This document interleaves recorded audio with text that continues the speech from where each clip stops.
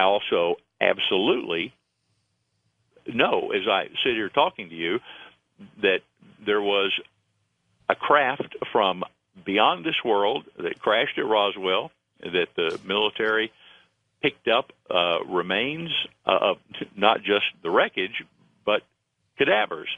And all of that was made public for a short while, and then when the War Department, this was before the Pentagon and the Department of Defense existed, but some 18 hours later when people back up in Washington thought about what had been said and admitted to, said, this isn't going to work.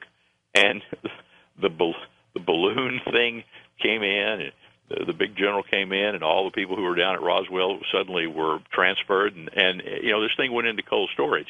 And why has it stayed that way? Well, it stayed that way because back then people like Mac Brazel and Sheriff Wilcox and everybody else that knew what they knew because they had seen what they saw and smelled what they smelled with the decaying cadavers, they all bought into the notion that when the government says don't talk, you don't talk. And when the government implies that it can bring pressures to bear if you do talk, and they explain to you what those are, people with any degree of sense and concern about their family's well-being and their financial nature and their property and everything else, they shut up and they don't say anything.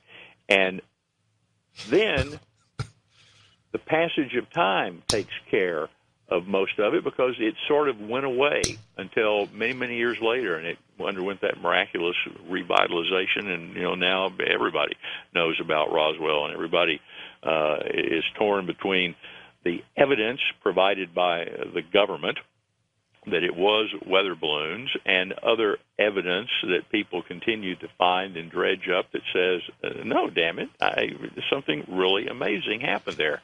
And in all of it, the way the Air Force handled it early on when the FBI was involved, the CIA's involvement to include a study done on the UFOs published in our own Studies in Intelligence, internal CIA publication, which actually was done in an unclassified form.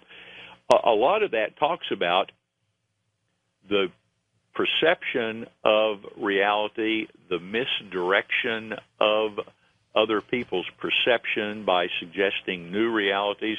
It's propaganda. It's Machiavellian. I was able to get in to look at the HIC to see about filming a little bit in there.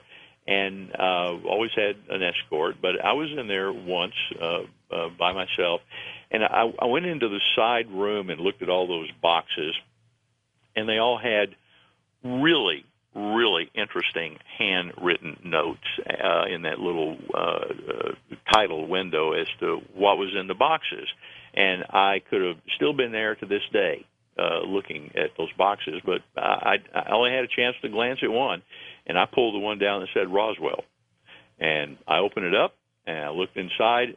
Cannot, will not, under any imaginable set of circumstances, tell you what I saw in there specifically. There were materials, there were papers, there were other items. John, 100% guarantee in my heart and soul, I say Roswell happened.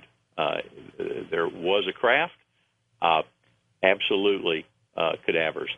Beyond that, I have no idea where anything else went. As to how it has stayed a cover-up, the same way all of the other pieces of evidence about any conspiracy, they get lost, they get packed away, pushed back in corners. Old people with historical continuity leave an organization.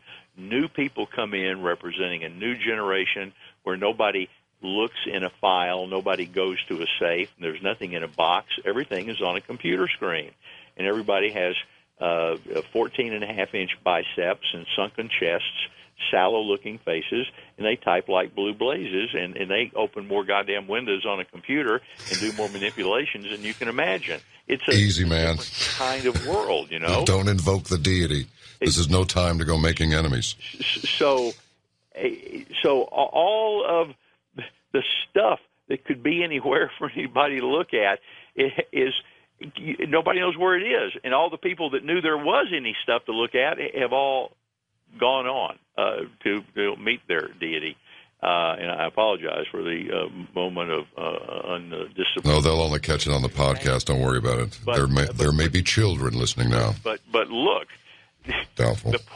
The point is, somewhere there is whatever still remains of the remains, and it's very clear to anybody that looks at any of the evidence to include now with high tech. I've just learned from somebody that something that I'm not sure who was holding it, if it was Marcel or somebody that's holding the little pieces of metal and a piece of paper in his hand.